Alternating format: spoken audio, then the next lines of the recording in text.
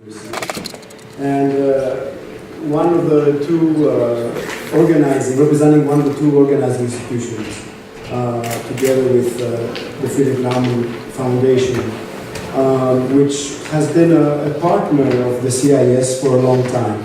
Over the last few years, has worked with us in a number of activities, and I thank them in particular. The Director Fleck, Hans-Jörg Fleck, the Director of the Istanbul office, for suggesting that we do this event here at Kadir Has University.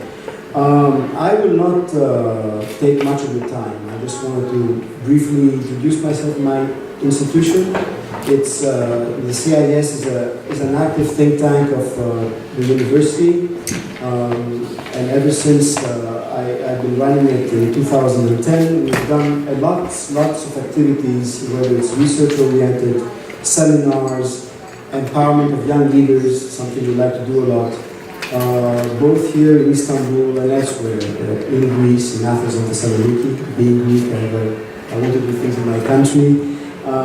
We do an annual symposium for the last 2 years in Odessa, a neighborhood symposium, which we used to hold here before, and a number of other events which part in Romania, in Bucharest, we've done an event, we have attended.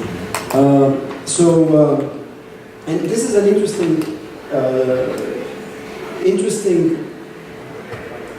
discussion that we're going to have today.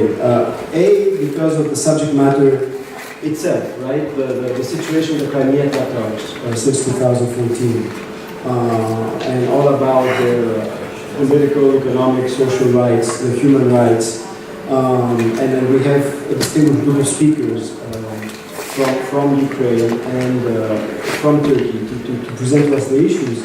But it's also interesting because when we were planning this event and talking about it, we did not have the developments that have taken place over the last few days. So it adds another dimension to this, and the issue of Crimea, and by extension the right of the Tatars, and also something that's come to the forefront. And so I look forward to see whether this is also something that might emerge in the discussion. Incidentally, last thing I want to say is that 2 weeks from now, we have not announced it yet, on the 18th of December, we're going to be holding another interesting discussion, which has to do with the Turkish-Ukrainian strategic partnership, something that we are organizing together with the Ukrainian consulate here and the Diplomatic Academy of Ukraine and some other partners in Ukraine. And again, this is another interesting debate, an event that was being planned before developments have sort of occurred around the Sea of Azov and the Straits of Kerch, and what this actually means for the wider picture of Black Sea security. So we will be sending everybody information about this later this week as we're finalizing these details. And I hope that many of you come to take part in this debate. So I would now like to pass the floor to Dr. Fleck on behalf of Friedrich Naumann Foundation. Thank you. Thank you very much, Dimitrios, as the host of our session today. My name is Hans-Georg Fleck. I'm the director of Friedrich Naumann Turkey office here in Istanbul, and I would like to lead you a bit more into the content of our discussion. And as you know, or as you might get to know now, Naumann Foundation is a political foundation which has clear stands on certain political issues, and I think it's always good to know where the organizers are standing, which does not exclude that there are very controversial positions in the discussion at the panel and later on, which we welcome very much. So, ladies and gentlemen, dear friends of the Naumann Foundation, dear panelists, roughly a year ago, Eskender Bariev, member of the Mejlis of the Crimean Tatar people, head of the board of the Crimean Tatar Resource Center, exiled in Kiev, published an op-ed on Friedrich Naumann Foundation's German website, Freiheit.org, under the heading Der Kreml gegen die Kırım Tatarların, the Kremlin against the Crimean Tatars. Mr. Bariev analyzed the present situation of his people, the Crimean Tatars, in their home territory, which had been annexed by the Russian Federation in 2014 against the regulations of international law. Mr. Baliev described new ways by which, as he says, the native population of the Crimean Peninsula tries to resist the Russian occupation. Mr. Baliev talked about the suppression of Crimean Tatar institutions. They were closed down, declared to be illegal. The freely elected representation of the Crimean Tatars was labeled an extremist organization. Many political and intellectual leaders of the Crimean Tatars had to leave their home territory or were even banned. Among them, two of our panelists who deserve our most warmest welcome here in Istanbul. 8 decades after the Sırada, the mass deportation of more than 190,000 Crimean Tatars, almost the entire Crimean Tatar population in the area, ordered by Josip Stalin and implemented under the guidance of one of his most efficient henchmen, Lavrenti Beria, starting on May 18, 1944. 8 decades after this very event that meant the death of roughly up to 40% of the Crimean Tatar population involved, 8 decades after an event that caused the destruction of their culture and the expropriation of their properties, and only about 3 decades after the Crimean Tatars were allowed by the authorities of a new, presumably democratic Russia to return from Uzbekistan and other territories of the former Soviet Union to their territory of origin, Crimean Tatars are once again, as several times in the last roughly 250 years, prevented from exerting their genuine national, political and cultural rights. Now you might ask yourselves, why of all things is a German liberal civic education organization inviting representatives of the Crimean Tatars to Turkey? Aren't there dozens of public platforms in Turkey which can fulfill the hosting function much better and more legitimate than a political foundation from Germany? Has this very event something to do with the Germans' undeniable co-responsibility for the horrible fate of the Crimean Tatars in the 20th century? Let me start with the last question. Yes, there is a historic responsibility for the fate of the Crimean Tatars, and by the way, as well for other minority populations of Islamic belief in the former Soviet Union, which were victimized because of the few of their respective compatriots had cooperated with the foreign totalitarian system, Nazi Germany, against their own totalitarian system, the Stalinist Soviet Union.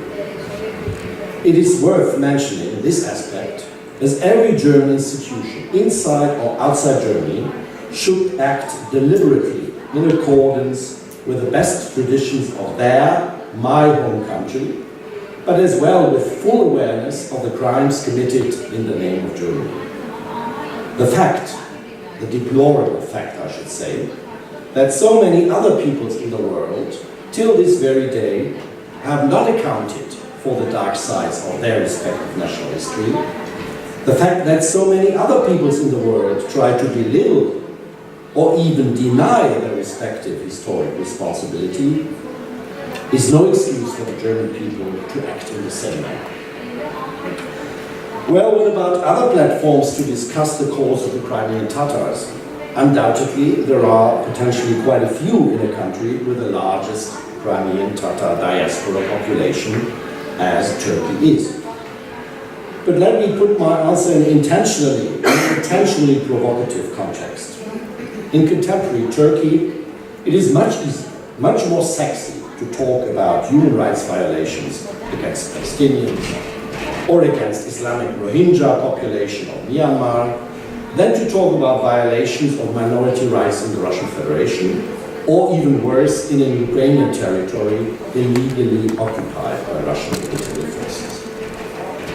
So my last rhetoric question, why does the liberal British Nama Foundation of all things invite representatives of Sunni Muslim, Turkic-speaking minority?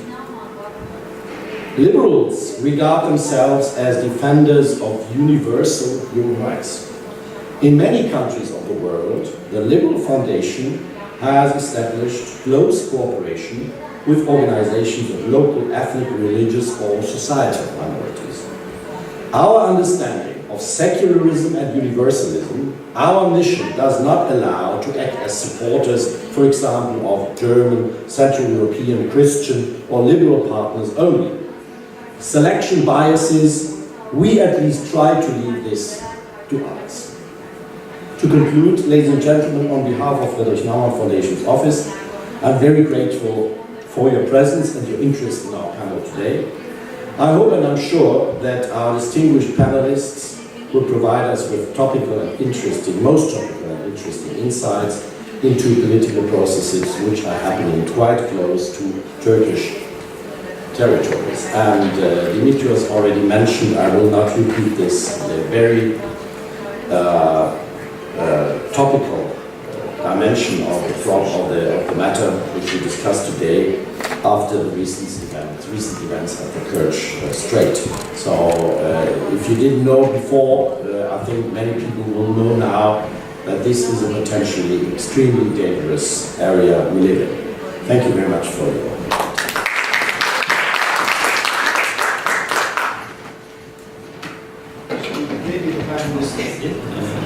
Uluslararası İlişkiler ve Avrupa Çalışmaları Merkezi ile Kadir birlikte organize ettikleri bir toplantı.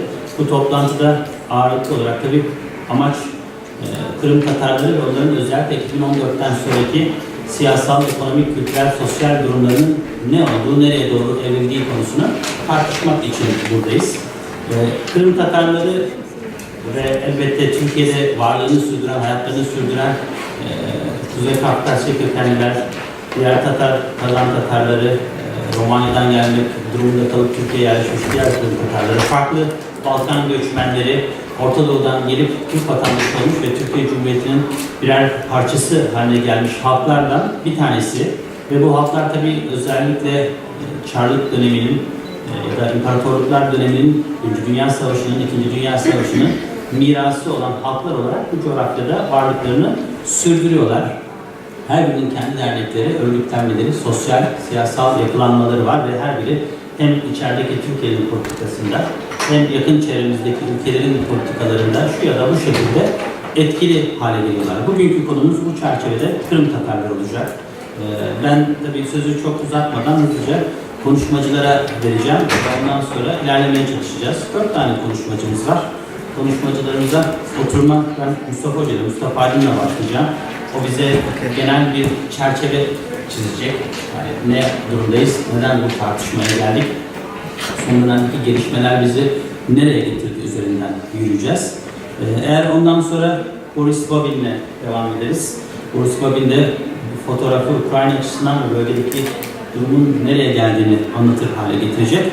Sonra Fethi Kurtuşahin ortadan da bize Türkiye'deki Kırım Tatarları ve bu çerçevede belki durumla ilgili genel bir çerçeve çizip bağlantıyı kurar. En sonunda da Zaleme Bariyeva ile kapatacağız. Eğer vaktimizi ayarlayabilirsek onun bir video göstermek istiyor. Zamanı ayarlayabilirsek o oturumu belki onu izleyip sonrasında soru cevapla ilerlemeye çalışacağız. Hocam sizle başlayalım. Eğer konuşmacılar 15'er dakikayla kendilerini sınırlandırırlarsa zaten 4 konuşma 1 saat gibi bir şey olacak. Sizleri de zorlamadan, yormadan soru cevaba kayabiliriz diye düşünüyorum. Hocam buyurun. Teşekkürler. Yine güncel bir konu tartışılıyor. Mithat Hoca'nın benden istediği Karadeniz coğrafyasında neler olup bitiyor? Bunun içerisinde Kırım Tatarları, Kırım, Ukrayna meselesini nasıl tartışacağız, nasıl bir dünya ortaya çıktı ki bu tartışma gündeme geldi konusunda ele alındı. Burada tabii Kırım Tatarlarının tarihine baktığımızda genellikle bölgenin jeopolitiğinden etkilenmiş,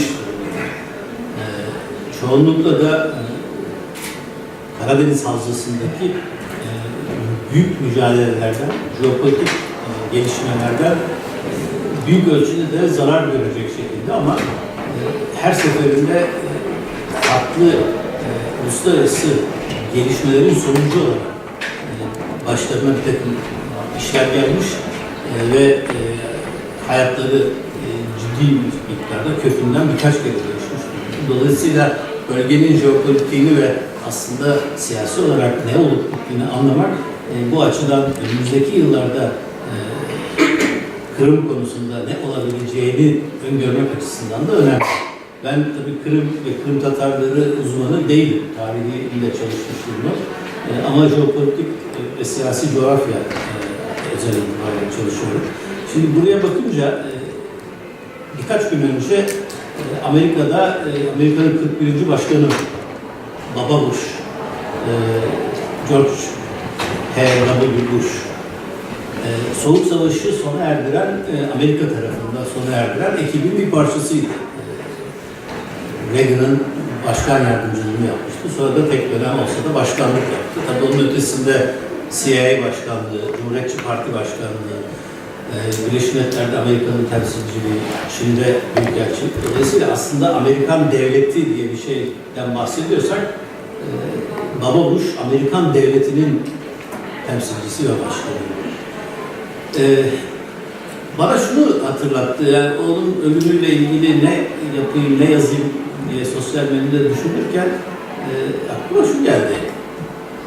Reykjavik'te Soğuk Savaş daha sona ermeden Reagan'la Gorbaçov buluşmuşlardı. Soğuk Savaşı sona erdireceği süreci başlatmışlardı. Sonra da o süreçte çok sayıda toplantı gerçekleşti. Bu arada Soğuk Savaş sona erdi. Fakat Soğuk Savaş sona ererken Gorbaçov'un ve Sovyetler Birliği'nin o dönem Amerika'dan ve Batı'dan bir talebi var.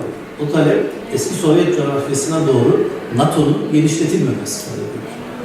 Bunu şundan söylüyorum çünkü son dönemde bir tür tartışmalar yapılırken sanki Rusya bu konuda yeni bir hassasiyet geliştirmiş gibi bir hava var uluslararası politikada. Halbuki öyle değil. Daha Soğuk Savaş sona ererken Rusya'nın bu coğrafyayla ilgili bir hassasiyeti vardı ve o hassasiyet aslında yeni bir hassasiyet değil. Ta Çarlık dönemine giden, hatta Bolşevik devrimi sırasında Batı'dan gelen kendisine yönelmiş tehdidin geldiği coğrafyaya baktığında hissettiği korkular, endişeler vardı ve Soğuk Savaş sonrasında yeni ortaya çıkacak uluslararası sistemde de benzeri bir iki cepheli bir devlet konumunda kalıp Batı'dan özellikle kendisine tehdit yönelmemesi arzuydu ve bu tabii ki Rusya'nın jeopolitik açısından baktığımızda yüzlerce yıla yayılmış bir arzu. Şimdi bu jeopolitik içerisinde Ukrayna ve Kırım çok önemli bir noktada. Bu endişeler, bu beklentiler tabii ki Soğuk Savaş sonrası dünyanın hızlı değişimi sonrasında çok da dikkate alınmadı. Belli miktarda Batı tarafından dikkate alındı ama NATO'nun Doğu Avrupa'ya öncelikle genişlemesi, ardından Avrupa Birliği'nin aynı coğrafyaya genişlemesi ve daha sonra da Avrupa Birliği ve NATO anlamında hem Kafkaslar'da hem Ukrayna'da bir ortaklık potansiyelinin ortaya çıkması, sürecin kurulması ve bunun yavaş yavaş üyeliğe doğru bu coğrafyaların Batı örgütlerine üyeliğe doğru ilerlemesiyle birlikte Rusya'nın çok daha fazla endişelerini dile getirdiğini görüyoruz. Ve aslında işin patlama noktası ve Kırım krizinin ortaya çıkmasındaki süreci başlatan şey de 2008 Rusya-Gürcistan Savaşı. Aslında 2008'in 8 Ağustos 2008 günkü başlayan çatışmanın ne kadar önemli olduğunu belki o gün farkına varamadı. Pek çok yere, Türkiye dahil olmak üzere. Ama o gün olanlar ve ondan sonraki olan süreç aslında bugüne kadar bütün Karadeniz coğrafyasında ve ben daha iddialı söyleyebilirim, artık Karadeniz'i Akdeniz'le birleştirip Orta Doğu'yu da dahil eden çok daha geniş bir coğrafyadaki siyaseti ve gelişmeleri belirledi 8 Ağustos 2008'de olan. O gün başlayan çatışmaya Batı'nın Türkiye dahil olmak üzere verdiği ya da veremediği karşılık bizi bir süre sonra 2014'e getirdi. 2014 Mart'ına getirdi.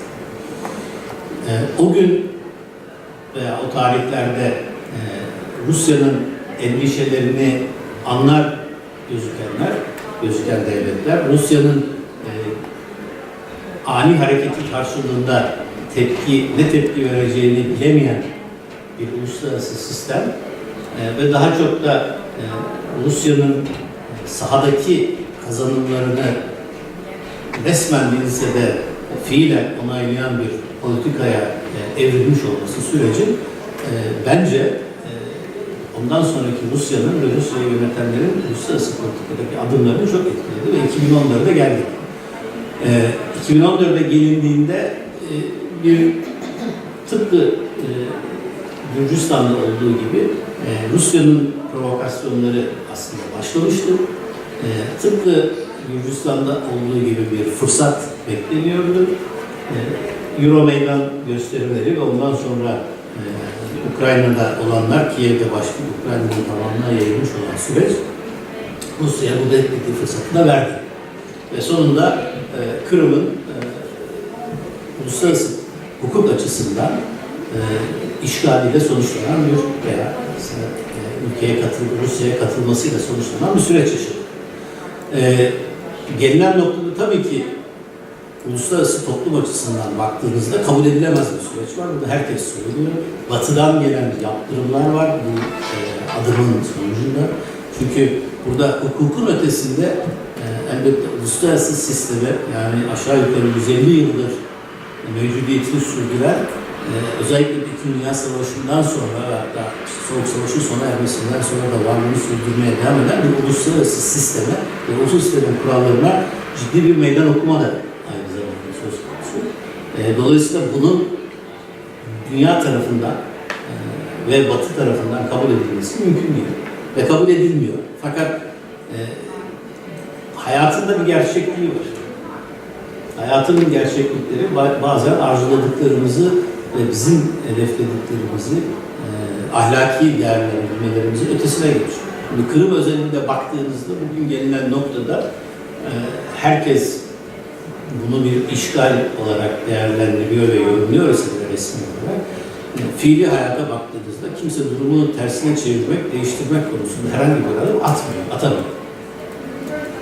Hatta gayri resmi toplantıların çoğunda artık Kırım konusunda pek konuşmaya gerek yok havası Batı'nın önemli bir kısmında yaygınlaşmış durumda. Pek çok Ukraynalı uzmanla konuştuğunuzda, tabii ki mikrofonların önünde değil, arkada birebir konuştuğunuzda orada da evet yani maalesef durum bu şeklinde bir değerlendirmeye doğru evrildiğini görüyoruz. Dolayısıyla Kırım bir şekilde elden gitti. Sonra ne olacak? Şimdi Ukrayna'nın kalanında ne yapabiliriz gibi bir çaba hakim şu anda uluslararası politikaya.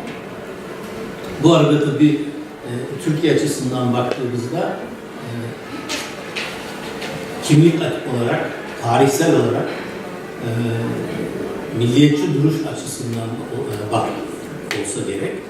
Türkiye'nin Kırım konusunda çok hassas olması beklenirken, bu konuda tepkilerin önünde yer alması beklenirken 2014'ten bugüne kadar olan süreçte Türkiye'nin de Kırım konusunda çok realist geopolitiğin bir parçası olarak değerlendirildiğini ve meseleye Türk-Rus ilişkileri çerçevesinden baktığını görüyoruz. Yani Türk-Rus ilişkilerinde sorun yaşandıkça Türkiye Kırım konusundaki endişelerini kayda geçirecek. Fakat Türk-Rus ilişkilerinde ilişkiler daha iyi gittiği sürece de Kırım konusunda ciddi bir tepki ortaya koyuldu. Yine Türkiye Kırım dolayısıyla, daha doğrusu Rusya'nın Ukrayna'ya yönelik tutumları dolayısıyla Batı'nın koyduğu, Rusya'ya koyduğu yaptırımlara da Türkiye'nin katılmadığını biliyorsunuz. Dolayısıyla bir ikili bir davranış da burada söz konusu. Çok net bir şekilde Türkiye'nin kendi özgür ulusal çıkarları, uluslararası stratejik konumu ve jeopolitik gereklerini yerine getirdiğini görüyoruz. Kimlik politikasının ötesine geçmiş olduğunu görüyoruz. Fakat Kırım'dan sonra olan bitene bakarsak meselenin işte Kırım aslında bundan belki 10 yıl sonra böyle bir toplantıda oturduğumuzda benim 2008 Ağustos'u ile ilgili söylediklerimin aynısını Mart 2014 için söyler olarak kendimizi bulabiliriz. Çünkü 2014'ten bugüne kadar aslında iş orada bitmedi. Bir taraftan Batı Ukrayna'ya karşı yapılanları, Rusya'nın Ukrayna'ya karşı pozisyonuna bir tepki ve karşılık vermek için çabalar iken NATO içerisinde ve NATO dışarısında, diğer taraftan Rusya'da boş durmadı ve farklı bir yapı ortaya çıkarttı. Şimdi gelinen noktada bakarsak bu en son Azov Denizi'ndeki Kerç Boğazı civarında yaşanan krize geldiğimiz noktada baktığınızda Rusya'nın şu anda Kırım'da 4 ayrı bölgede S-400 füzeleri yerleştirdi. Bunların her biri 400 kilometre kapsama alanına sahip füzeler. Yine Kırım'a çok ciddi miktarda antişip, yani gemi karşıtı 130 kilometre bölgeye ulaşan ve yine 300 kilometre bölgeye ulaşan bal ve bastion füzelerini yerleştirdiğini görüyoruz. Son dönemde Rusya'nın geliştirdiği oldukça ileri düzey kaliber füzelerini yine Kırım'a, bunlar hem deniz hem de karaya yerleştirmiş olduğunu görüyoruz. Teyit edilmemekle birlikte pek çok kişi yine Kırım'a S-300'leri de yerleştirmiş olduğunu söylüyor. Ortaya çıkan resmi koyarsanız, bütün bu füzelerin kontrol ettiği alanı koyarsanız aslında bütün Karadeniz deniz coğrafyasına ve deniz sahasına ulaşmış oluyorsunuz. Yani Rusya 2014'ten bugüne kadar oluşturmuş olduğu bu füze savunma sistemleriyle Kırım ve civarına konuşlandırdığı yapılarla NATO içerisinde anti-access area denial denilen girişe engel olacak NATO güçlerinin veya NATO'yu bırakalım, bölge dışı güçlerin girmesine engel olunacağı bir coğrafya oluşturmuş durumda jeopolitik açıdan. Bu sadece, ben size sadece füzelerden bahsettim ama bunun ötesinde bu füzeleri tabii sadece bu bölgede yok, aynı zamanda Ermenistan'da, aynı zamanda Suriye'de ve Rusya'nın Sivastopol limanında da olduğunu düşünürseniz aslında çok daha geniş bir coğrafyayı kontrol altına aldığını söylüyor. Ve sadece mesele füze değil, çok ciddi bir yatırımla hızlı bir şekilde Rus donanmasının, Karadeniz donanmasının güçlendirilmesi, Donbas civarına o tarafa, Ukrayna'nın doğusuna baskı yapmak üzere askeri güçlerin kaydırılmış olması, özel kuvvetlerin bütün aslında resmi olarak reddediliyor olmasına rağmen Rus özel kuvvetlerinin Doğu Ukrayna'ya kaydırılmış olması, bütün bunlar bu bölgede Rusya'nın bölgeye verdiği önemi ve jeopolitik olarak bölgenin yapısını değiştirmek için fiili adımlarını ortaya gösteriyor. En son krize baktığımızda aslında çok net bir şekilde görülüyor ki Rusya artık Rusya açısından Kırım diye bir mesele yok. Bunu bir ay kadar önce katıldığı bir toplantıda Rusya'da bu konu, Kırım konusu Putin'e doğrudan soruldu. Putin dedi ki Kırım diye bir konu yok. Yani Kırım Rusya'nın bir parçası, başka sorunuz var mı? Dolayısıyla Rusya açısından Kırım meselesi kalmadı.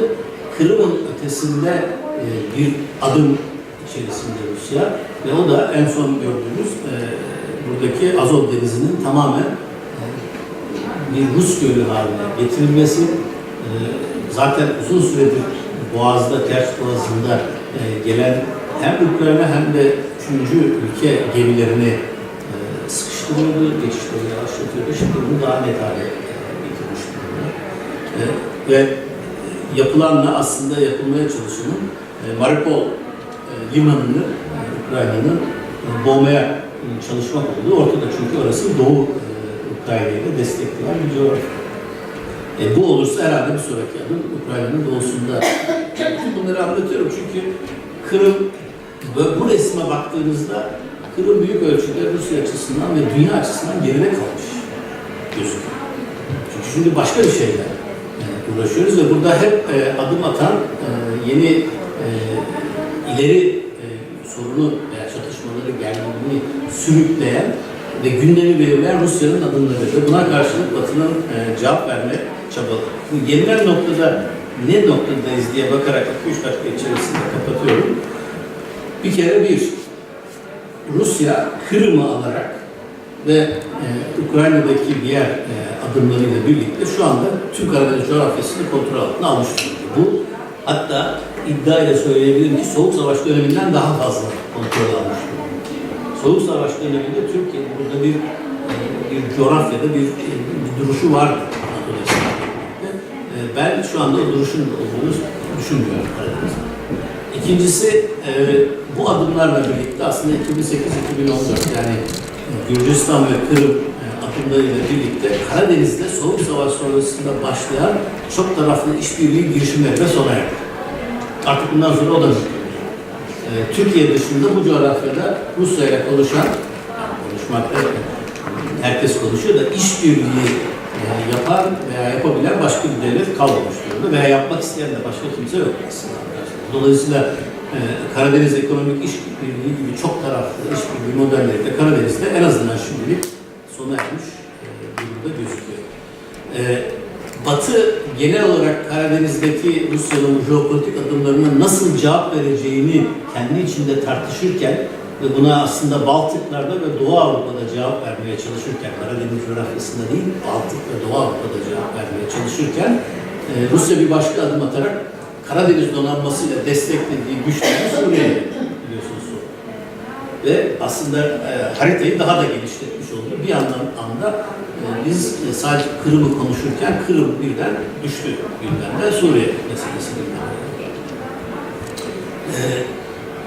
Türkiye'nin pozisyonu daha önce söylediğim gibi gayet muğlak ve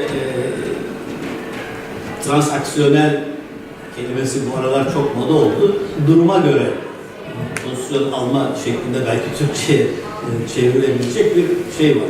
Pozisyonu var Türkiye'nin Karadeniz coğrafyasında ve özellikle de bu yapı içerisinde Türkiye Rusya ile olan stratejik işbirliğini ve büyüyen ticaretini göz ardı ederek Ukrayna ile daha fazla bir ilişki geliştirebilir mi veya Rusya'ya karşı bir pozisyon oluşturabilir mi? Ve bunun da ötesinde Ukrayna'nın içerisinde Türkiye aslında tarihi olarak çok da hassas olduğu Kırım konusunda ve Kırım Tatarları konusunda herhangi bir şey yapabilir mi önümüzdeki dönemde bakarsak bence yapamaz. Ama bu konu benim uzmanlığım aşıyor. Belki arkadaşlar bu konuda daha fazla şey söyleyeceklerdir. Teşekkür ederim. Teşekkür ederim Mustafa Hocam. Yani şimdi bu ilk sunumdan çıkan çerçeve aslında sanki Kırım ve Kırım Tatarları meselesinden ziyade mesele daha büyük bir high politics meselesi olmuş gibi gözüküyor. Ve bu çerçevede güvenlik, daha farklı bir güvenlik perspektifinden bakınca insan hakları, Kırım Tatarları ya da bu bölgede yaşayan diğer halkların temel meseleleri, ekonomik, siyasi meseleleri konusu biraz daha kenara itiliyormuş gibi bir hava oluştu ve bu havada tabii bölgenin durumunu ağır biçimde etkisi altına alıyor. Ki bu çerçevede acaba Ukrayna'da bu konuya nasıl bakıyor, Kırım Tatarları meselesi bundan sonra nasıl evrilebilir? Bunun da çerçevesini bize Boris Bobin çizecek.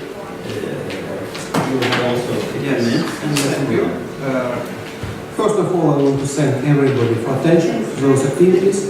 And of course, when we discussed it before, as before 2014 and of course before 2008, I have studied these issues in my scientific researches approximately in 2002. And for example, in United Nations, 12 years ago, we discussed the issues of indigenous peoples in condition of international conflict and in condition of foreign aggression. So I may point that I am of course not a politician, scientist, and I may represent you only the vision as professor of international law. And let me point that international law is discussing not about models of behavior between states in different situations, but about only one thing, about justice. And there is only one kind of justice, everywhere and everywhere. That's why our modality is quite bit another, and of course discussing of issues of Crimean Tatars, reflecting to issues of aggression, reflecting to issues of genocide, reflecting to issues of discrimination, reflecting to issues of human rights, and of course of rights of indigenous peoples. We may search for the truth, and we may go to some position. Of course, today we may say, can we wait for justice in such situations that we see today? But ask to Crimean Tatars who were deported in 1944, did they expect there any justice from state who started genocide? Ask them later, did they expect of anything except repressions, discrimination, and destruction of their ethnic identity in Soviet regime?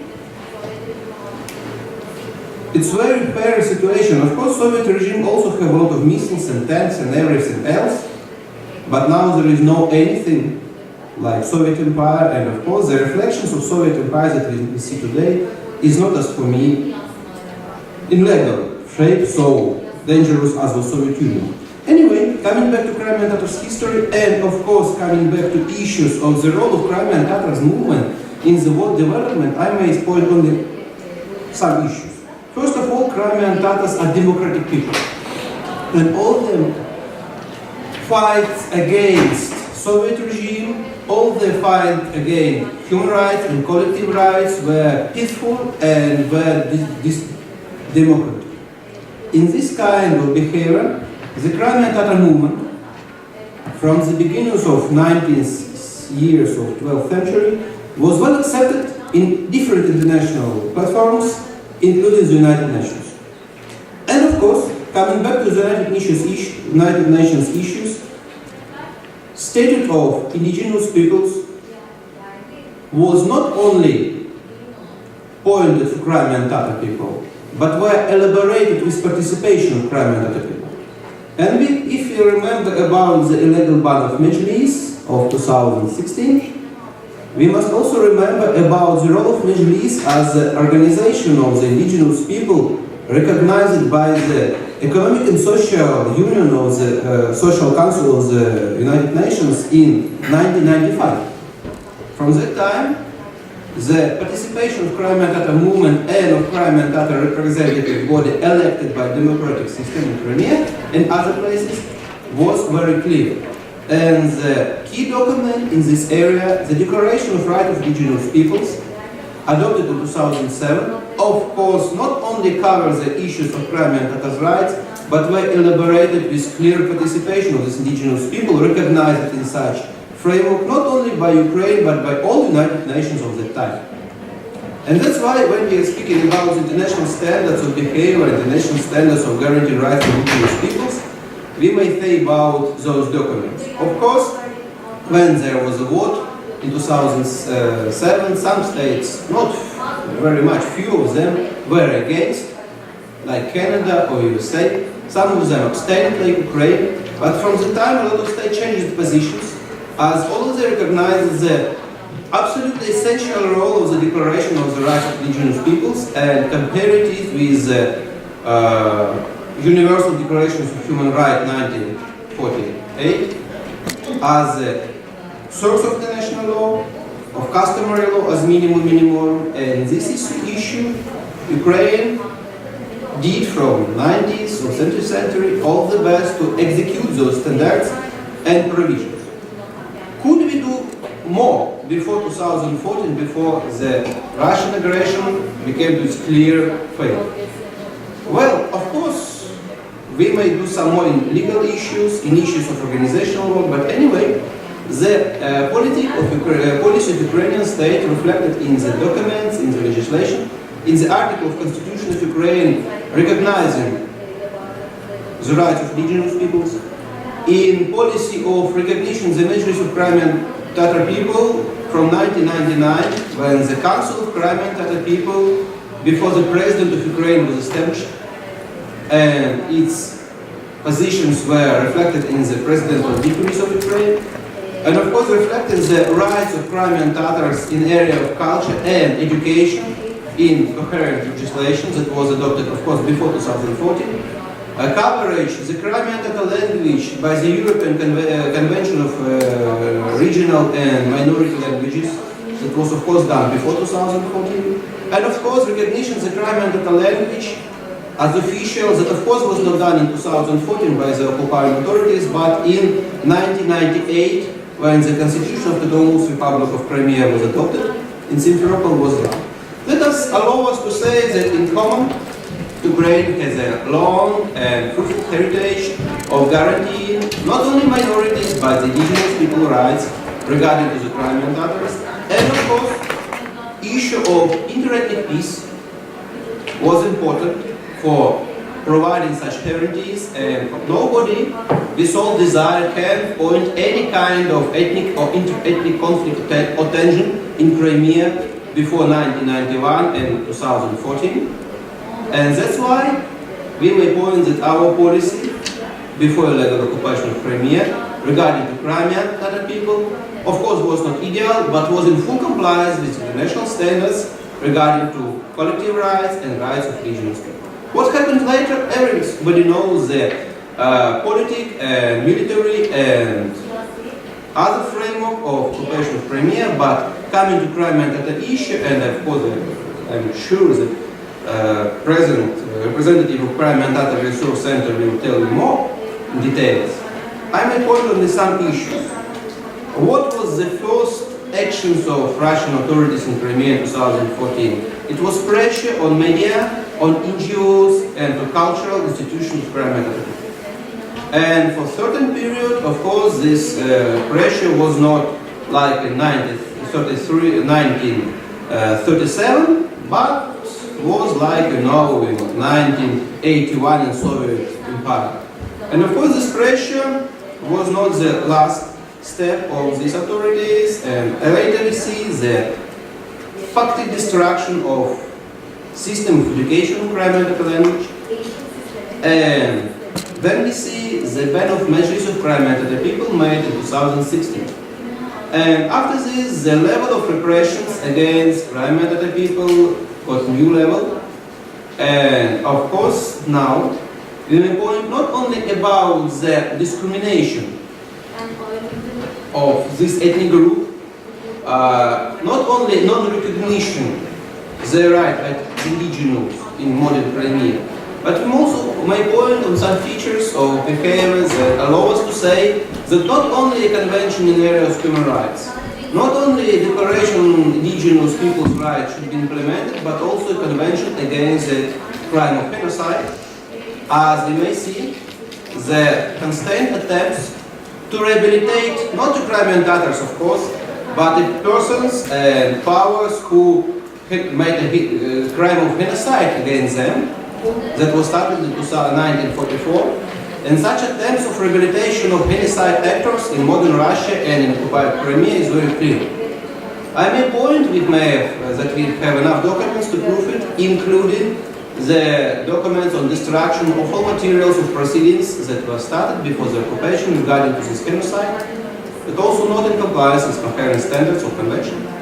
And of course, in future, we have some main strategic and tactical goals to provide the interests of Crimean Tatar peoples in condition of temporary occupation of Crimea and after its deoccupation. Coming to the modern situation, we should reflect the collective rights of Crimean Tatar peoples additionally in our constitutional framework, and such activities are ongoing, and the Constitutional Commission of Ukraine is trying to elaborate them to pass such changes to the coherent chapter of Ukrainian constitution regarding the status of Crimea, but of course not enough. It is not enough. As we elaborate in a special law regarding the indigenous peoples of Ukraine, and such law should provide the collective rights as a specific feature of status of indigenous peoples, are providing the land, educational, political, cultural, and social rights not only for their representatives, but for the whole entity. And of course, development of practical steps in issues of renovating de facto the system of education of Crimean Tatar language on the Merkezi, the support of high schools, when the Crimea-Tatar pupils have possibility to be educated for real history, for their own language, for their own culture, is very important. And be sure that anyway the steps for further providing the rights of Crimean Tatar people in Crimea and other places of Ukraine is our duty. And of course it is not a tool of the occupation of Crimea, it's our duty of universal charity. But in condition of further counteraction, the Russian aggressions, and today was mentioned that it is not finalized, it is ongoing, we should also take to account the Crimean Tatars, their rights and freedoms, and their very vulnerable state in modern Crimea. Thank you. Thank you. Teşekkürler Sayın Profil. Bu çerçevede Ukrayna perspektifinden baktığımızda Kırım meselesi nasıl bir görüntü sergiliyor onun üzerinde durduk. Şimdi Fethi Kuki Şahin, tabii acaba Türkiye'deki Kırım Tatarları perspektifini de dikkat alarak meseleye nasıl bakıyoruz, durum nereye doğru gidiyor ve o nasıl bu işi görüyor, bu çerçevede bir değerlendirmeyle devam edeceğiz. I will speak in English. I will chair speakers, distinguished representatives of diplomatic missions, and ladies and gentlemen. Today, as we are discussing the Euromaidan and the revolution of dignity, which is called right now in Ukraine, that followed are considered to be the most important incidents after the independence of Ukraine and the post-Soviet Ukrainian history. In addition to this, but more recently, the occupation of the Crimean Peninsula and the war in Donbass region have compelled Ukraine to reshape its relations with its citizens. And it is clear that not only Ukrainian politics, but also the country's relations with its neighbors and even its citizens has changed after 2014, I would say. And within this process, Ukraine's minorities and its indigenous peoples have maintained a special place in this procedure.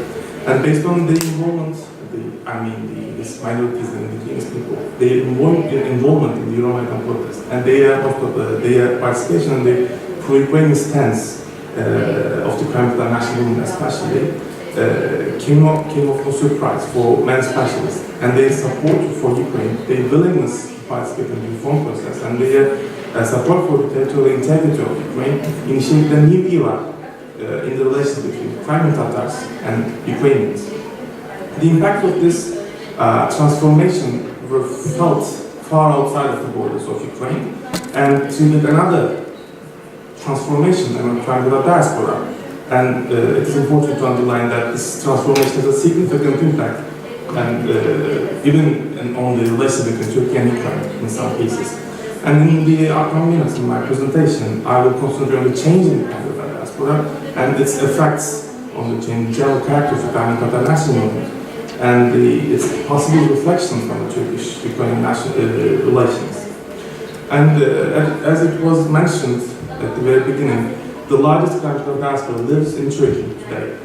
As we all know, the Crimean Tatars started migrating to Ottoman lands in the late 18th century after the Russian Empire annexed the Crimean Peninsula in 1783. The annexation resulted in mass migration to Ottoman lands and further dominant during all 19th century and the very beginning of the 20th century. And we may discuss its reasons in the 20th session. But according to the figures compiled by the Kemal Karpat, almost 1.8 million Crimean people migrated to Ottoman lands, to today's Anatolia, between 1783 and the establishment of the Turkish Republic in the 1920s.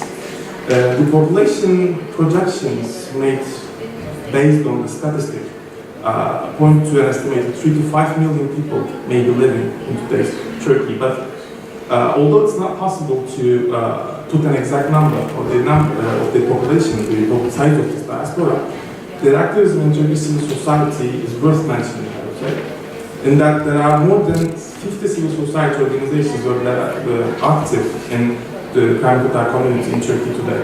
It is apparent that the number of offices operated by these Crimean Tatar diaspora institutions, as well as their social activities, increased especially after the 1980s in Turkey. Prior to that, the leadership of the diaspora was concentrated on intellectual and cultural projects. But after 1980s, changes were made in how they worked and the way they pursued their activism.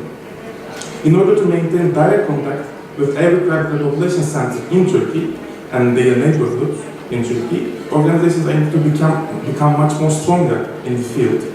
Today, diaspora associations and foundations mostly concentrate on the cultural activities in Turkey, like including language courses, music and dance training courses, harvest and spring festivals, and like tools of folk and music and dance ensembles around Turkey. And the Ukrainian Association, that in Turkish Kırım Tatarlarının, which has 27 branches in Turkey, which is the biggest organization in Turkey, and also have representations in Romania, Poland, the United Kingdom, Norway, and Ukraine, was recognized as an association for the public weal by the decision of the Turkish cabinet in 1992. The Kırım Tatars, has remained in Crimea Peninsula, as it was again underlined, they were deported in 1944 to the Soviet Union, and Soviet policies made it almost impossible for Kırım Tatar diaspora to contact with their co-ethnics living in the Soviet Union until 1991. Starting in the late 1970s, Kırım Tatars in the lands to which they had been deported launched a mass national movement in order to be able to turn their homeland, Crimea, and the dissolution of the Soviet Union would make such a return possible. Following their return, the Kırım Tatars established their self-government institutions, the Kurultay, and its representative institution, the Meclis, in Crimea. With the fall of the Iron Curtain, the Kırım Tatar diaspora activists and the Kırım Tatar activists in Crimea were established their ties, and relations of the diaspora with their homeland in Crimea increased, thus intensifying their activities also. Today, the Kırım Tatar diaspora recognizes the Kurultay and the Meclis as representative of all Kırım Tatar people and abides by their decisions. Of course, the Kırım Tatar NGOs, After the breakup of the Soviet Union, Turkey has always supported Kırım Tatar movement in Crimea and Turkey. And Süleyman Demirel, for example, his parliamentary speech as the president of Turkey in 1994, his official visit to Ukraine and his official visit to Crimea in 1998, and his promises of official aid can be underlined as important historical events throughout this process. In that period, the character of the relationship between the Kırım Tatars and Ukraine was changing, and the character of this relationship has a deep impact on the Kırım Tatars and relations between, also, in my opinion, in the Turkish and Ukrainian relations. It is important to note that prior to 2014, in Crimea, the Kırım Tatar diaspora in Turkey worked on strengthening ties only with Crimea, and particularly with the Meclis and the Kurultay. For the diaspora, for long years, it can be said that Ukraine was no more than a country in which the Crimea was located. Improving relations with Ukrainian institutions was never the aim of the Kırım Tatars diaspora until that time. And in that, all the power of the diaspora was mobilized in support of the Kırım Tatar self-governmental institutions and the basic problems of the returning Kırım Tatars from the deportation lands. And establishing and improving relations with Ukraine was now a priority for these people and these organizations in Turkey and in all diaspora. Additionally, since the Kırım Tatars return movement to Crimea, in Kırım Tatar called Avdet, started, the Kurultay Meclis called upon the Ukrainian authorities to restore the indigenous rights of Kırım Tatars and rehabilitate the Kırım Tatar culture to compensate for the damages and losses caused by the 1944 deportation. These arguments of the Meclis and their reflection on the diaspora is a very important subject for our analysis during this procedure. Diaspora associations place themselves in a subordinate position in their relations with the Meclis and the Kurultay, and this principle was the theoretical framework of their activism among the diaspora. This somehow pacified Kırım Tatar in relation with the actors whom the Meclis is involved. This means that at this point, the Kırım Tatar institutions were not used to work together, by the way, in these times and in those times, aside from the organizations related to the directly to crime regarding the military group, and the internal political debates and disputes related to the projects have been common in the past, like till 1914, I mean. And as a result, the diaspora's collaboration with the Meclis and Kurultay also was not that united, but was disunited somehow. And somehow it was ineffective. But at the end, in addition to this, the demands of the Meclis and the Kurultay and the political struggle in Ukraine also brought this sort of diaspora into confrontation with Ukraine in a way. Somehow, furthermore, the Crimean Peninsula is a region where international disputes between Ukraine and Russia has never been resolved, which is also underlined in previous speeches. And because of this, the security concerns of Ukraine related to the peninsula and the confrontational character of the relations between the Kırım Tatar diaspora and Ukraine inhibited the transformation of relations into a collaboration. In 2014, however, the Kırım Tatar diaspora underwent a change, a deep change, and repositioned itself in regional politics and tried to be much more active in the regional political debates. The first and maybe the most important change after 2014 was the rise of activism in the Kırım Tatar diaspora, and that was a result of growing sorrow, despair, and anger among the diaspora members. In order to increase solidarity in the diaspora against the occupation, a de facto umbrella organization was established with the name the Platform of Kırım Tatar Organizations in Turkey, in Turkish Türkiye-Türkiye Tatar Dernekleri Platformu, in February 2015. And this de facto platform was the first institution to unite the bulk of Kırım Tatar diaspora, with the only condition for involvement in recognition of the authority of the Kurultay and Meclis as the highest representative and decision-making institutions of Kırım Tatars. The platform brought together 42 different institutions in Turkey.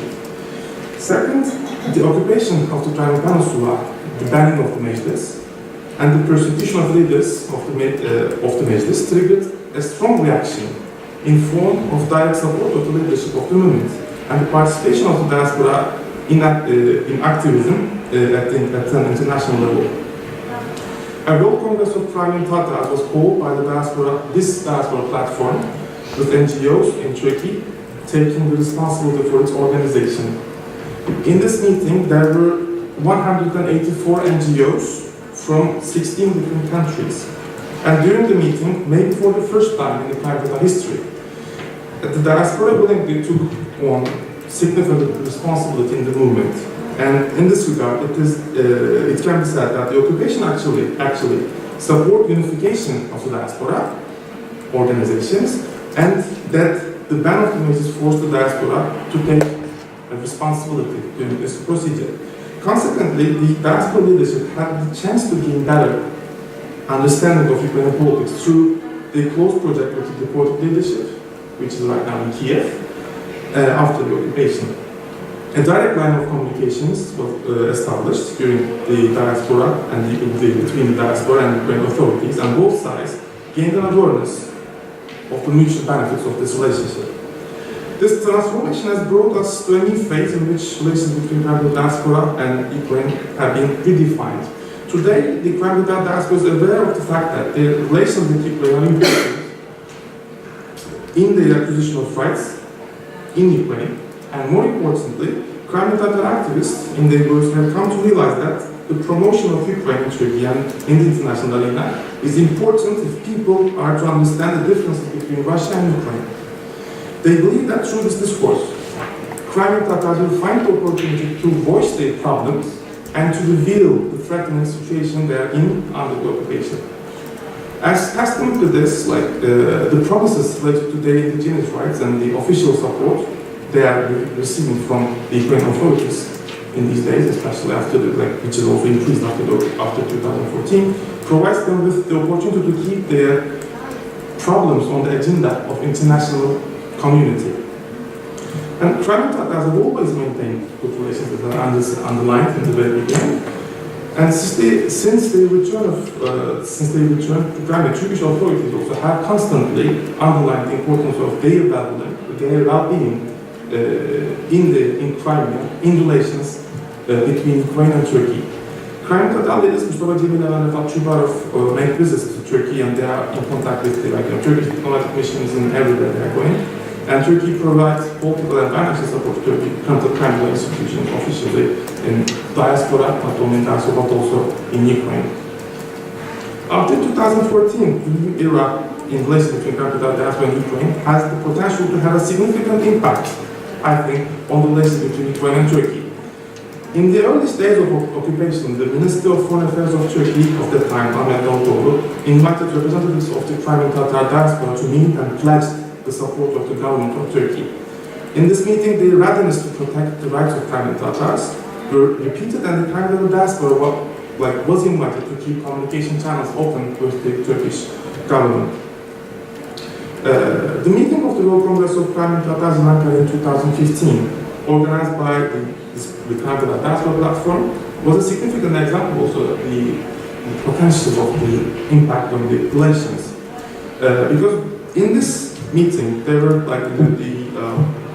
the Minister of Foreign Affairs of Ukraine, the Speaker of the Turkish Parliament, the ambassadors to Turkey of Romania, Lithuania, the United States, representatives of EU, and deputies from the political parties in the Turkish Parliament were there, and all declared their support to the Crimean Tatars and their disapproval of the Russian occupation of the Crimean Peninsula. Subsequent to the declarations from Turkey, Crimean Tatar institutions are inviting Turkey to join the international sanctions against the Russian Federation and to increase partnership with Ukraine.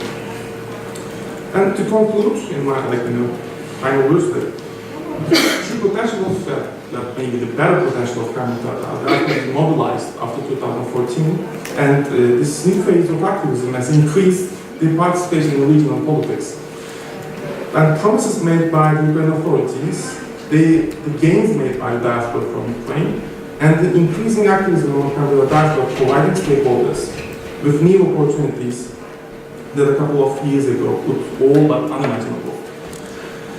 And this has the potential to further strengthen the relations between Turkey and Ukraine as they, when considering the size of the diaspora, the size in the Turkish Turkish lands. And they change characters, like they are Crimean Tatars in all meetings are underlined that they have willingness to act like a bridge between Turkey and Ukraine, and to improve their organizations and projects, the mutual projects in the upcoming future. Thank you very much. Teşekkürler Fethi. Yani Ukrayna ve Türkiye'deki diasporanın perspektifiyle bir noktaya getirdik. Ben ufak bir nokta alıyorum. Belki hepsinden sonra bir kapanış yaparken değerlendirelim diye, vakit kullanalım diye. Son konuşmacımız daha insan hakları ve ihlaller üzerine duracak, biraz daha meselenin o boyutuna bakıp Kırım'a bizi götürecek. Zarame Bariyeva.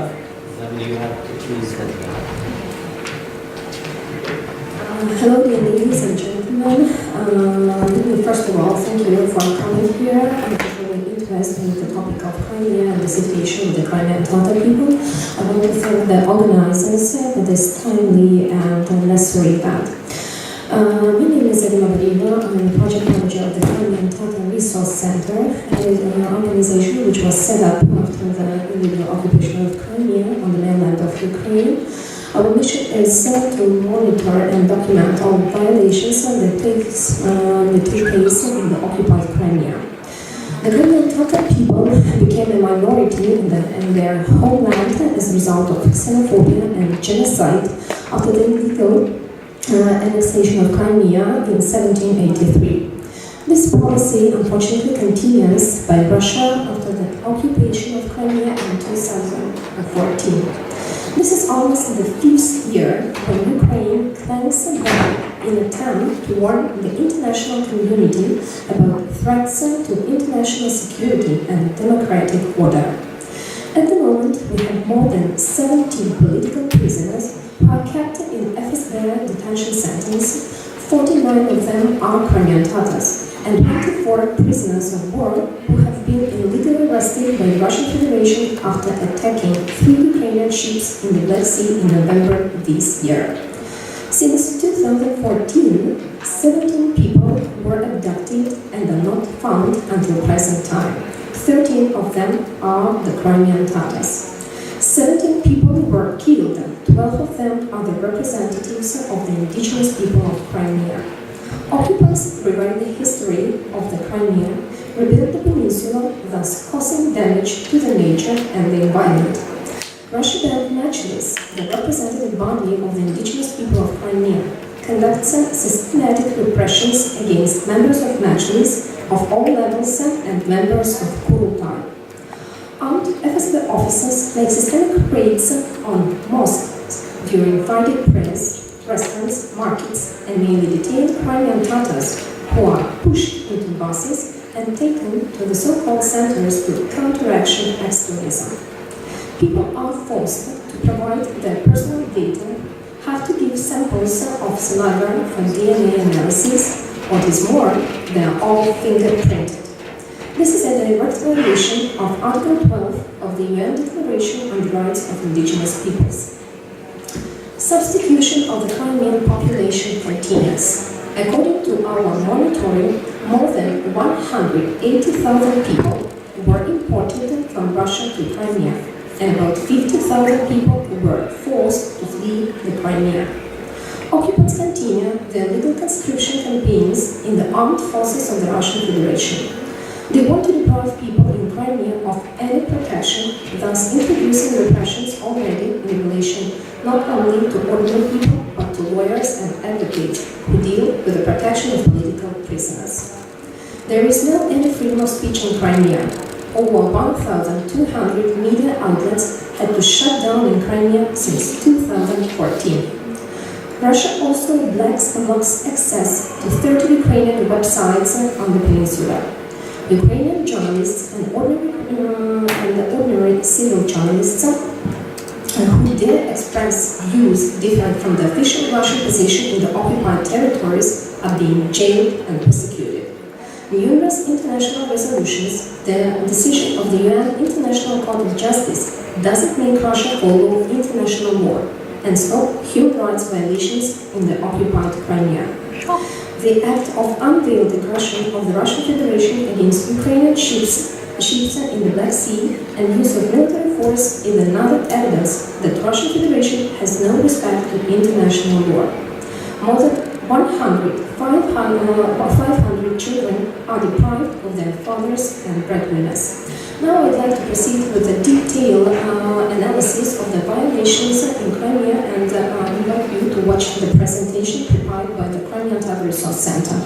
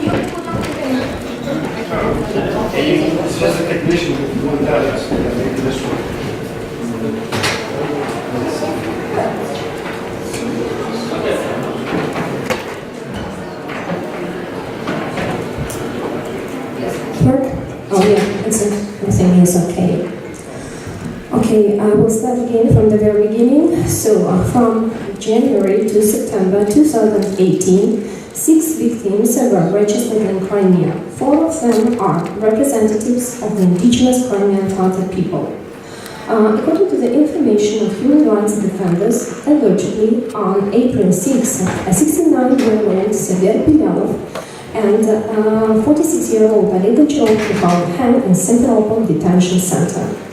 On the 12th of April, a 20-year-old Dmitry Shipolnik was found hanged in a punishment cell. The same situation was occurred with Islam Iskerov, who was found with a cut throat in the detention center. According to the so-called Federal Penitentiary Service Department in Crimea and Mercedes Festival, in Penal Colony No. 1 in Simferopol in March-April 2018, 3 arrested persons committed suicide.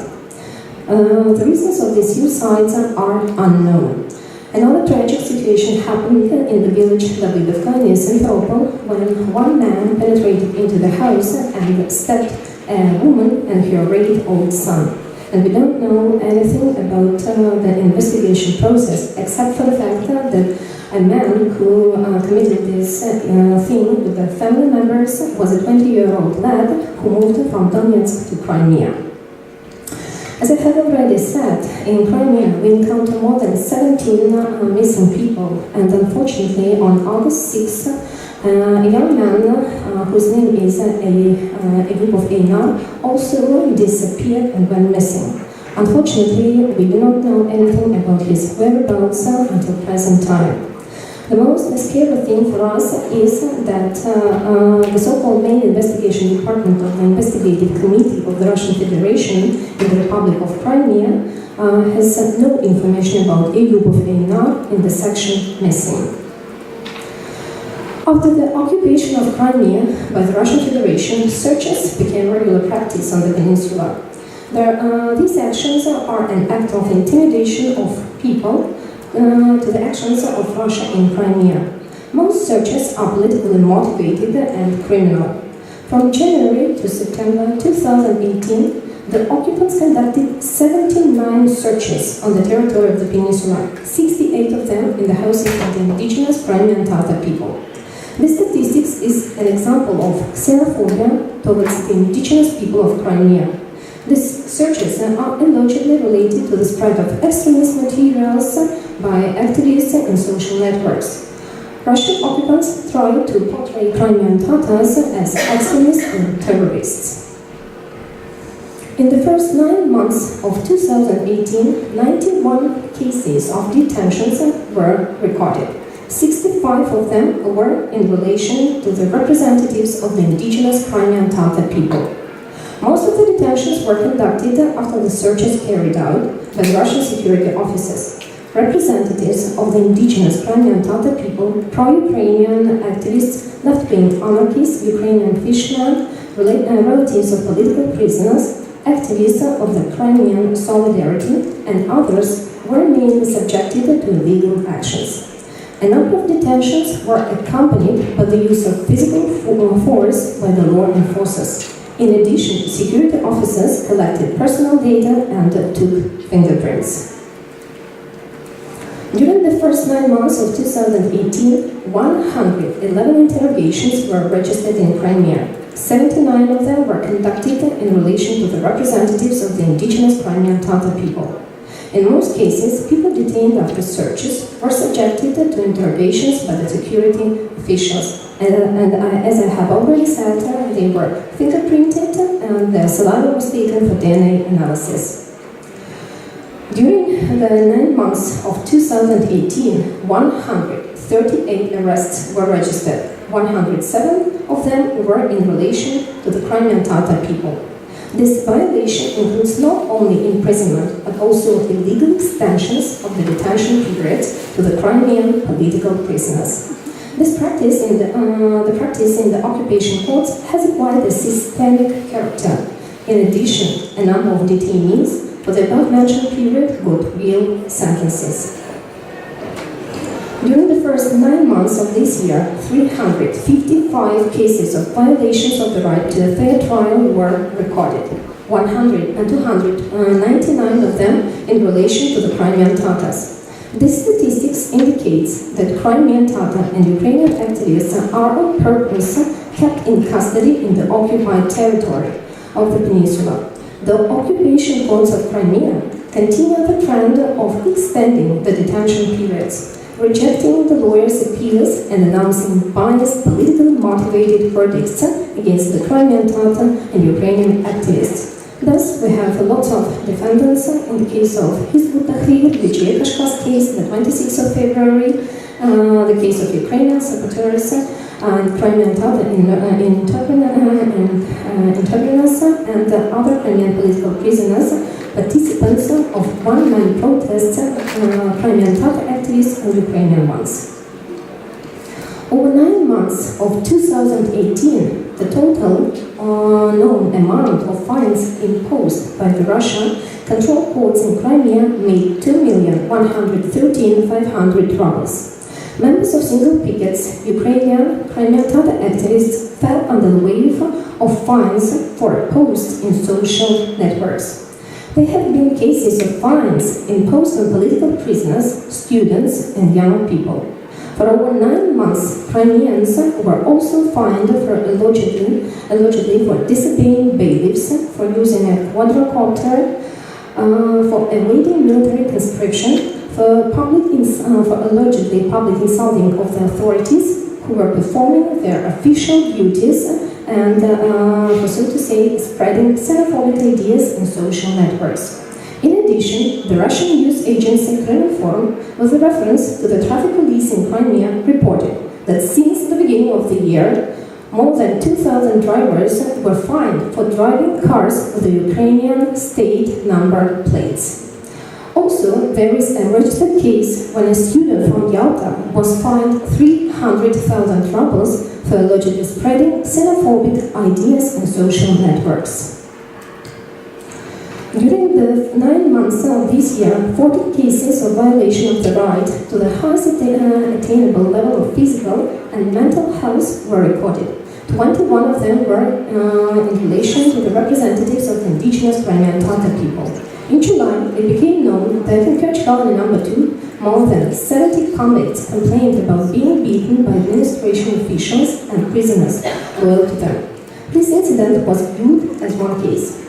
The essence of violation of the right to the highest attainable level of physical and mental health lies in the deterioration of the health condition of political prisoners due to unsanitary condition in the detention centers, failure to provide adequate medical care to detainees, the use of physical force and torture by security forces, as well as the forced undergoing of psychiatric expertise by political prisoners in gloomy bins. Repeated violations of this right are registered in relation to defendants of the Tatars case, the Hizbut-Tahrir, left-wing anarchists, Ukrainian and Crimean Tatar activists who are held in custody, in particular relation to Oleg Sentsov and Vladimir Balu, who held long-lasting hunger strike. Freedom of peaceful assembly is one of the fundamental political rights, without the effective realization of which the full-fledged development of democracy and the institutions of civil society is impossible. After the occupation of Crimea by Russia, this right is regularly violated. During the first 9 months of 2018, 5 such cases became known. On January 27, Russian security officers disrupted the meeting of the Crimean Solidarity and asked all of them, the participants, to present their passports, and again they were fingerprinted and photographed. There you may see a range of other cases that were registered and included into this list. Illegal transfer. During 9 months, the occupation authorities of Crimea illegally transferred 8 people to the Russian Federation, 6 of whom are representatives of the Crimean Tatar people. The following politicians and political prisoners were subjected to illegal transfer.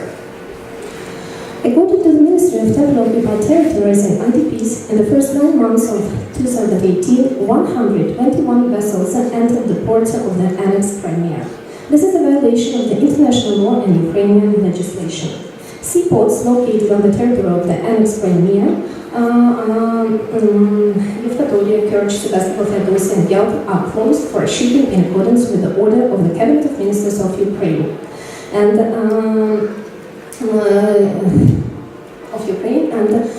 you may see that this right was violated despite the statements made by the government of Ukraine.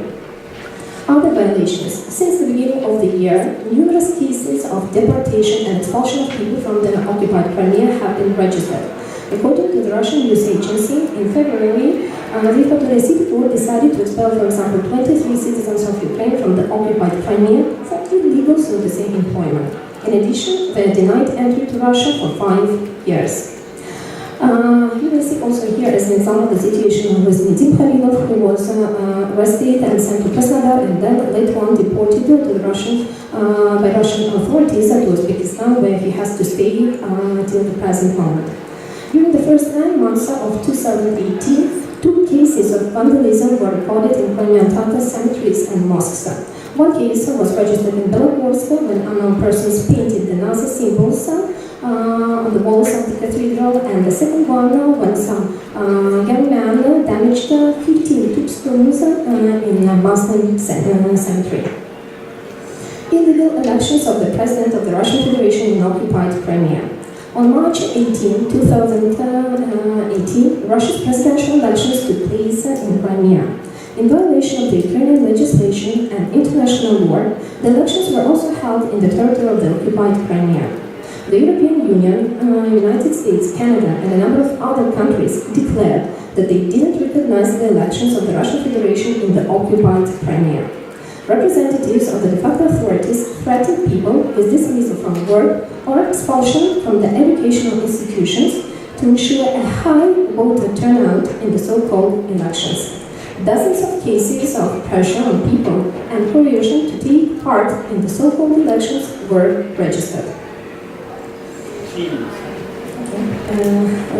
Three more slides and we will finish. Here you may see also illegal construction of the Crimean bridge, which was built in violation of the international law and Ukrainian legislation. Illegal restoration of the Khan's palace in Bakhchisarai, and the occupational authorities, instead of preparing the Khan's palace, wanted to ruin the cultural heritage of the Crimean palace.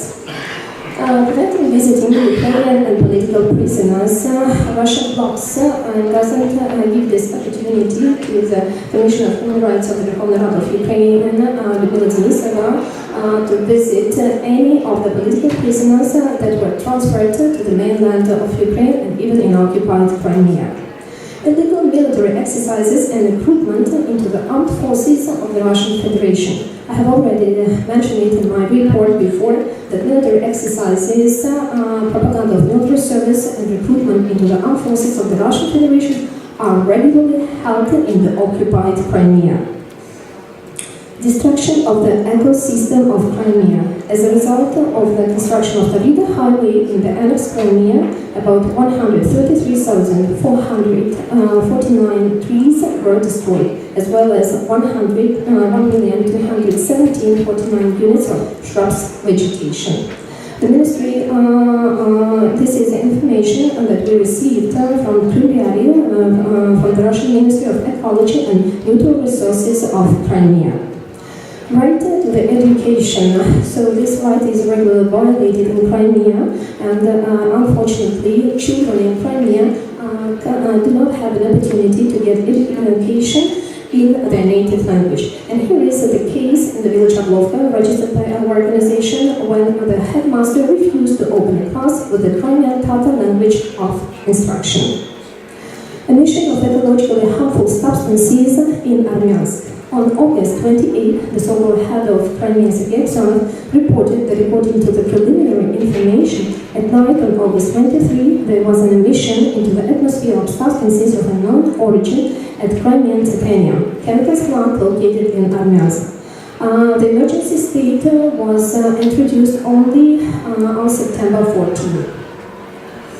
Illegal fire of artistic director of the Crimean Tatar Theatre. We also consider this to be a violation because the occupants wanted to demolish the Crimean Tatar culture, thus just depriving people of an opportunity to develop their culture. So, summing it up, I want to say that we're sure that only with the active joint counteraction to gross violations of human rights in Crimea, we will be able to protect not only the indigenous people of Crimea and the Crimean Tatars, but also Europe and the whole world. Thank you very much for your attention.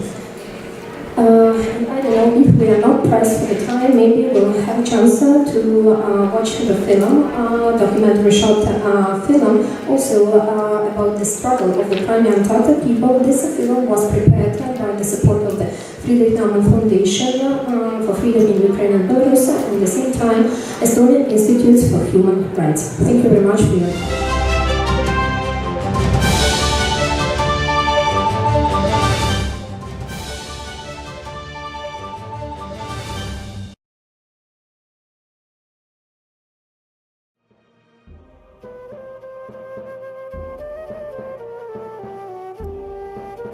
Crimea is a stunning peninsula in the southeastern part of Europe, washed by both the Black Sea and the Sea of Azov.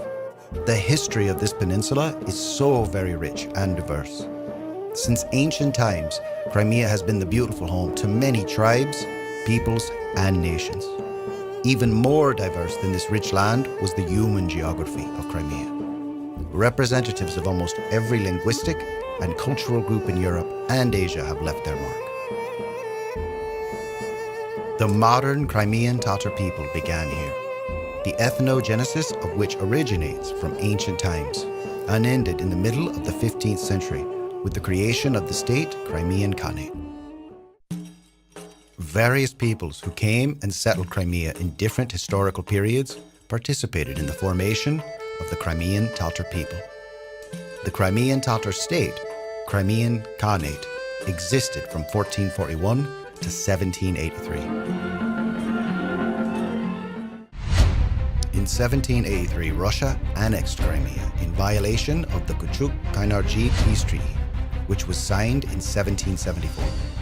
This historical blight marked the beginning of a new era in the history of the Crimean Tatars, which they call the Black Century. The traditions of the Crimean Tatars, their cultural and spiritual life, public consciousness, and the economy were inflicted with a colossal and devastating blow. This caused hundreds of thousands of Crimean Tatars to flee and seek refuge in the Ottoman Empire. Thus, the Crimean Tatars became a numerical minority in their own historical homeland. In 1917, after the February Revolution, the first Kurultai, Congress of the Crimean Tatar people, was convened. The delegates of the Kurultai proclaimed the creation of the Crimean People's Republic, adopting a constitution and state symbols. As a result of the October Revolution the same year, the government of the Crimean People's Republic was overthrown, and the Bolsheviks temporarily took control of Crimea. From 1921 to 1923, the Soviet government organized the Holodomor, a great famine. As a result, approximately 100,000 Crimean Tatar people died. On April 17, 1938, the Crimean Tatar intelligentsia was shot. Yet another devastating blow to the Crimean Tatar people was inflicted in 1944, when Joseph Stalin accused them of collaboration and ordered the forcible removal of the entire Crimean Tatar people to Central Asia, Siberia, and the Urals. According to official data, 208,000 people were subjected to this forced resettlement, mostly the elderly, women, and children. According to the national movement of the Crimean Tatar people, 46% of these Crimean Tatars died on the way to and during the first years of deportation.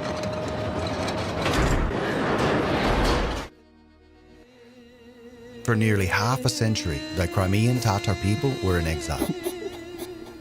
The communist regime of the Soviet Union did everything in its power to demolish the indigenous people of Crimea. Crimean Tatars did not exist as a nation in the list of peoples of the USSR.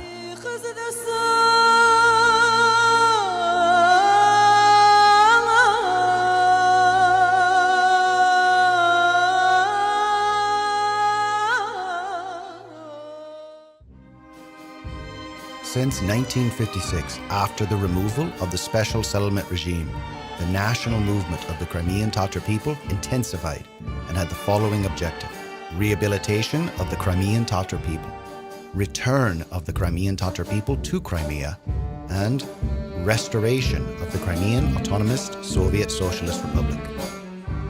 In the late 1980s and early 90s, Crimean Tatars began to return in droves to their historical homeland. The return to Crimea was not easy, but extremely desirable.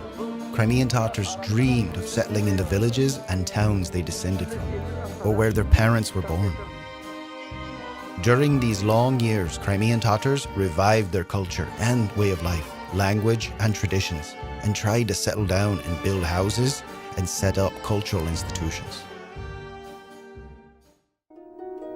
Crimean Tatars have always stood for European values and the territorial integrity of Ukraine, while opposing the pro-Russian separatist movement in Crimea. Despite this united stance, in March of 2014, in direct violation of the Budapest Memorandum of 1994, Russia's military occupied and annexed the Autonomous Republic of Crimea. This illegal annexation of Crimea was the focus of international media and was discussed throughout the world. Russian units who are a little bit further back.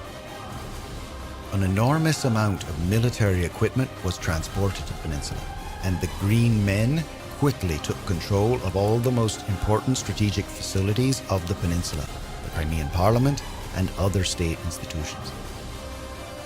It soon became clear that these were Russian servants. Crimean Tatars opposed the activities of the Russian Federation, which directly violated international law. On February 26 of 2014, Crimean Tatars rallied at the Parliament of the Autonomous Republic of Crimea to support the territorial integrity of Ukraine. In opposition, supporters of the so-called Russian world came as well. Among them were residents of Sevastopol, citizens of the Russian Federation, and disguised servicemen of the Russian Black Sea Fleet. At this February rally, the indigenous people of Crimea demonstrated to the whole civilized world that Crimea should remain an integral part of Ukraine.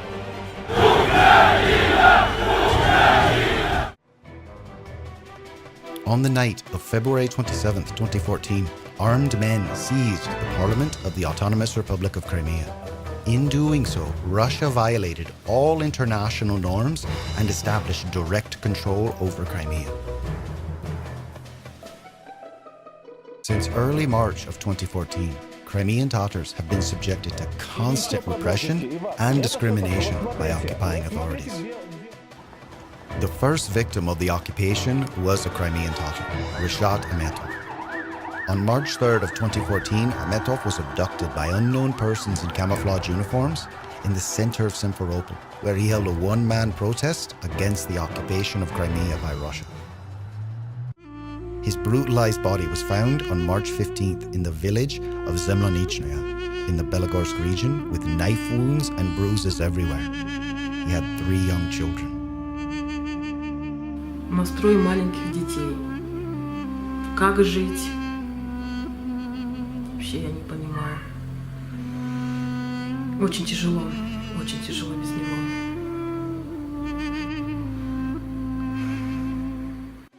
Ervin Ibragimov is a board member of the Coordination Council of the World Congress of the Crimean Tatars. He was abducted under duress on May 24th, 2016 in Bakhchisarai.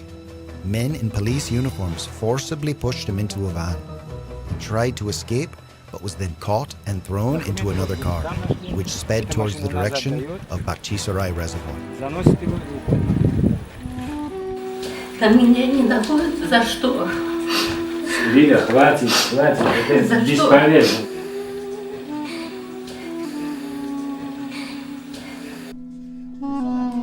The list of persecuted Crimean Tatars is constantly being updated. According to the Crimean Tatar Resource Center, 14 people are considered to be missing during the occupation of Crimea. There is no information about any of them, with 11 listed as representatives of the indigenous Crimean Tatar people. 10 people have been listed as killed. 7 of them are Crimean Tatars.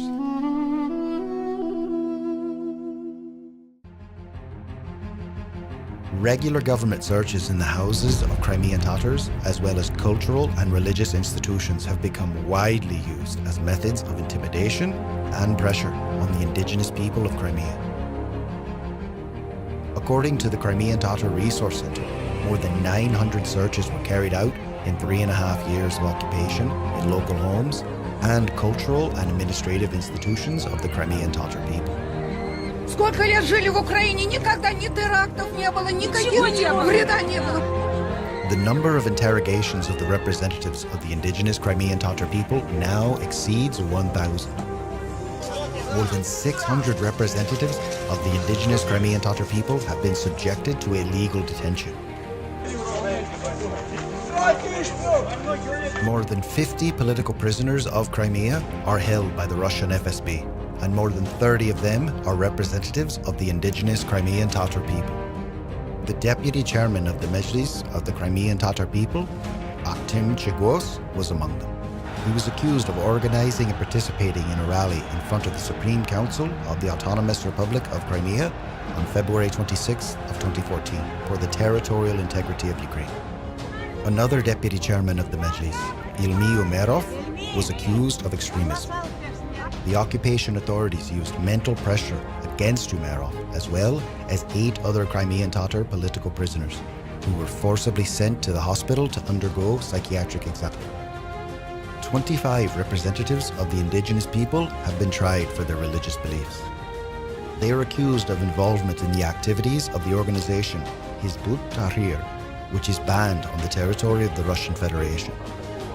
4 of them have already been sentenced to 5 to 15 years of imprisonment. Так называемое дело Хизб ут-Тахрир – это посыл многим активистам и правозащитникам. Среди 19 арестованных есть правозащитники. Есть те, кто Amnesty International и другие международные организации признали узниками совести.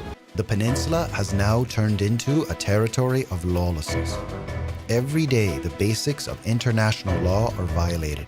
In particular, the UN Declaration on the Rights of Indigenous Peoples. According to a Freedom House report, occupied Crimea has fallen into the bottom 10 countries and territories with the worst rating of media freedom worldwide. Russian invaders shut down ethnic media of the indigenous people, including news agency Crimean News, the media holding, and the only Crimean Tatar television channel, ATR.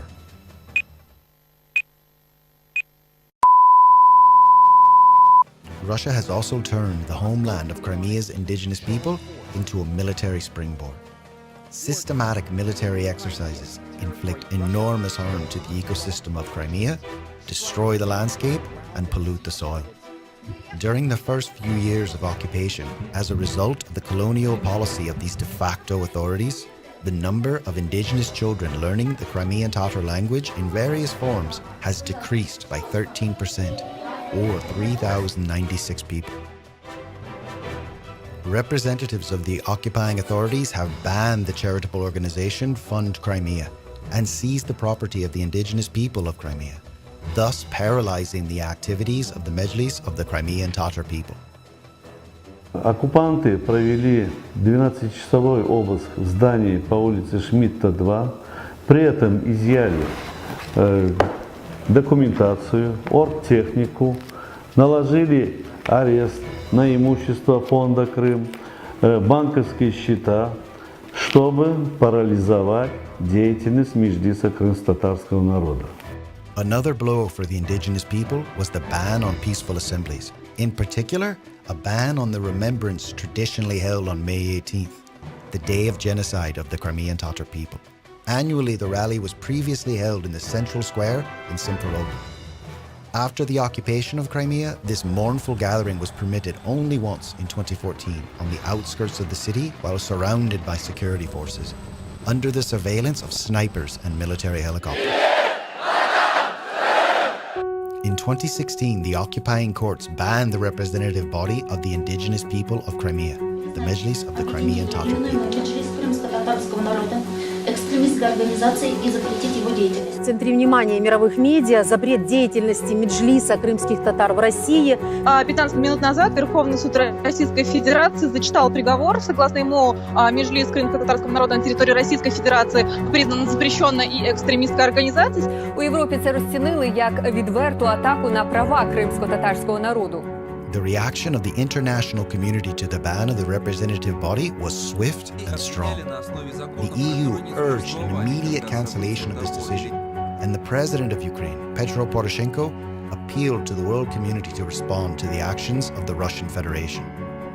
Both political and public figures in response sharply criticized the ban of the Mejlis of the Crimean Tatar people.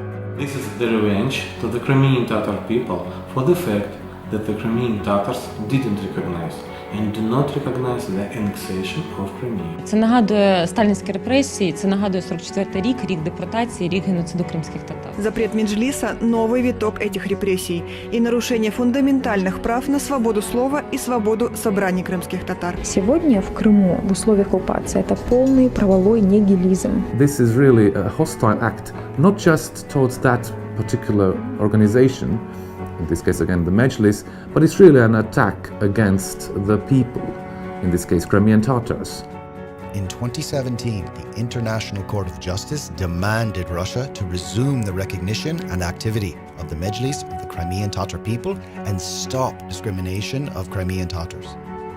However, the Kremlin once again is in no hurry to execute the decision of the authoritative international body.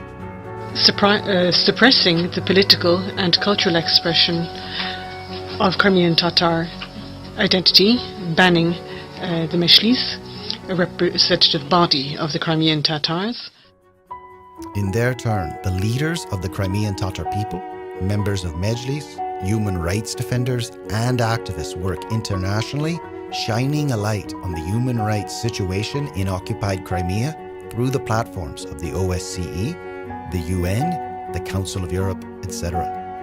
Even myself, as an indigenous Ukrainian woman. Уровень свободы и безопасности в оккупированном Крыму сейчас очень напоминает самые мрачные годы сталинского режима. Голосование проводилось, так как и по всем другим депутатам, на незаконно оккупированной Российской Федерацией территории украинского государства. Мы призываем международное сообщество, коренных братьев требовать от России исполнить промежуточное решение Международного суда ООН от 19 апреля 2017 года, то есть отменить решение. The Crimean Tatar people need the support of the international community and human rights organizations. The reaction of the international community to the violation of human rights in the occupied Crimea can save people from torture, save their lives, and can make them free. We need your support. We are ready for active and systematic cooperation.